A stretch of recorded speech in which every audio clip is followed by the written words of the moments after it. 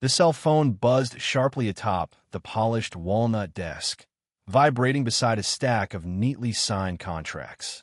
Alexander Remington, 38, CEO of Remington International Holdings, stared at the unknown number flashing across the screen.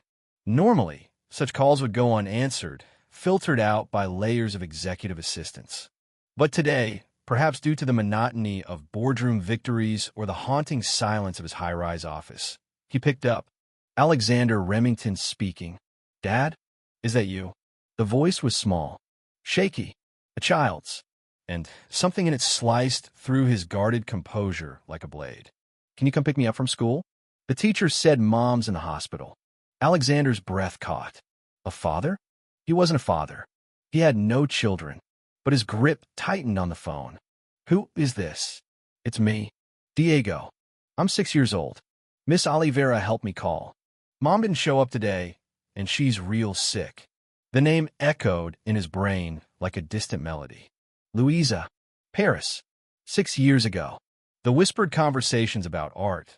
The electric nights filled with jazz, wine, and future dreams. A 3-month whirlwind that vanished overnight without a goodbye. As Diego recited the address of his elementary school, Alexander was already on his feet, coat in hand, striding toward the private elevator. He was a man known for calculated power, but at this moment, his heart thudded uncontrollably. The notion of being someone's father or son had thrown his entire identity into chaos. His Bentley purred as it accelerated down the boulevard. Every memory of Louisa came back in sharp relief. Her laughter, her resilience, the way she looked away when things got too intimate. And then the call from his father.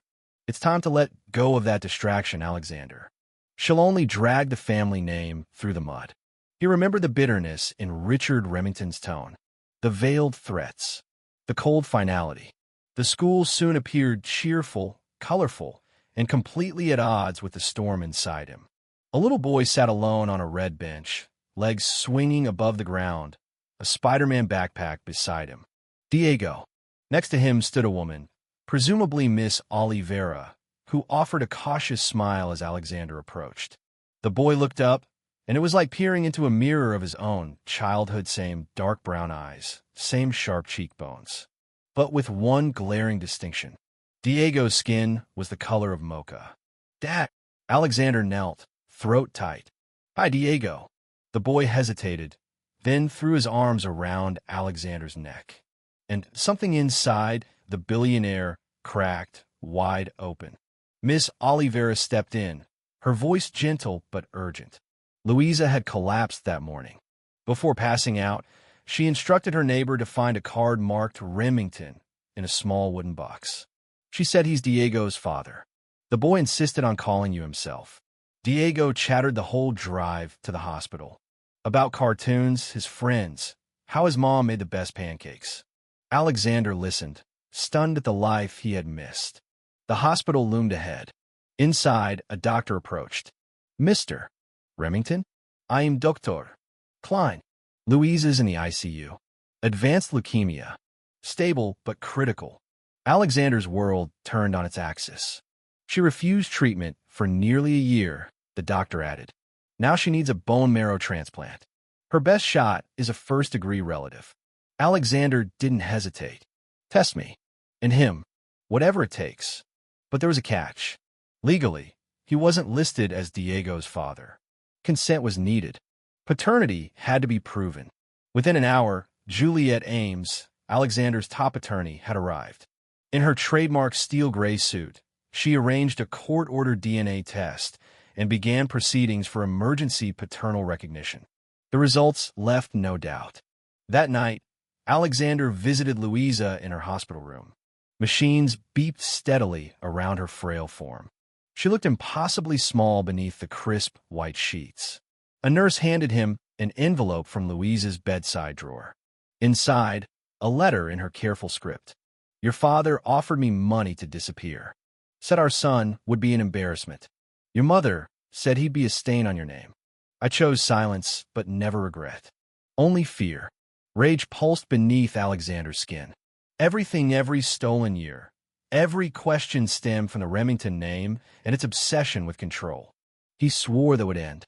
Back in his penthouse, Diego marveled at the towering windows.